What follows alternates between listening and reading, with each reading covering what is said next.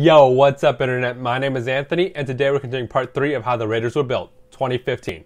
I haven't been able to record for a while since I've been battling a cold, and I'm finally able to breathe out of my nose and talk a little better. Let's go.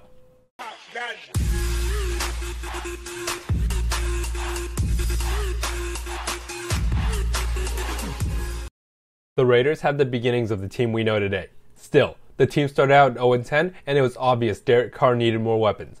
Rod Streater and Denarius Moore aren't good enough receivers to help develop a quarterback you hope to be the face of a franchise. First up in free agency, Denarius Moore was let go and Michael Crabtree was signed. There were some questions about his diva personality, but he has been nothing but professional since crossing the bay. He has become a perfect complementary receiver who at times is the number one receiver. The next move was a bit surprising. James Jones was let go. Jones wasn't amazing, but he was reliable and was previously Derek Carr's security blanket. Many thought that Jones would stay for one more year, but this turned out to be the right move. In arguably the biggest free agent move, the Raiders replaced Stefan Wisniewski with Rodney Hudson.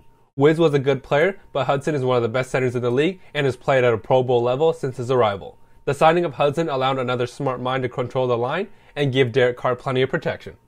In unsurprising news, Darren McFadden was let go. He had his moments as a Raider, but will mostly be remembered for what could have been.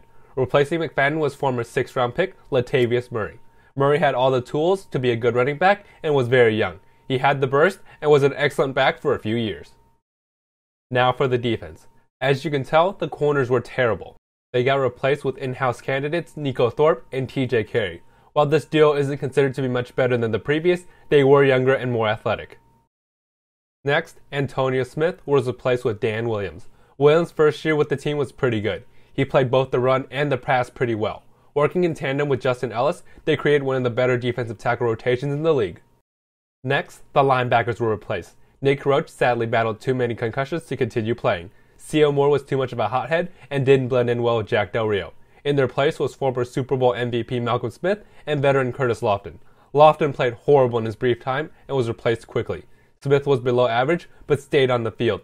He was our best linebacker, even though he wasn't very good. Next, the Raiders looked to upgrade at safety by replacing Tyvon Branch with Nate Allen. Allen had a pretty good career in Philadelphia and looked to improve as a Raider. He was an okay, slightly above average safety when he played. He certainly wasn't a problem, and the Raiders have seen a lot worse play at safety. A few weeks into the season, a young, talented corner had suddenly been released.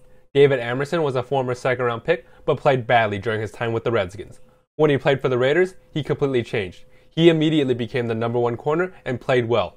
After a good year, he was rewarded with a nice contract extension. Now, back to the offensive side. Remember how James Jones was released and getting Derek Carr more help was priority? With the first pick, the Raiders selected Amari Cooper. Cooper was one of the safest and highest ceiling players in the draft.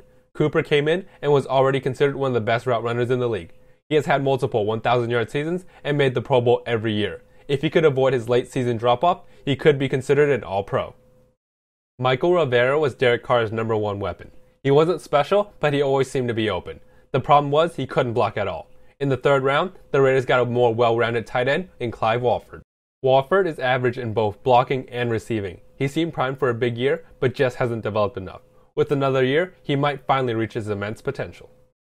On defense, Ellis is a good player, but the ceiling just isn't very high. In the second round, the Raiders selected ultra-talented Mario Edwards Jr. Edwards has performed well when he's been on the field. The problem is, he hasn't stayed healthy. He has had a neck problem, and hopefully he's recovered enough to truly perform this year. And there you guys have it. The Raiders finished at 7-9 this year and look to improve to become a playoff contender. Thanks for watching, everyone.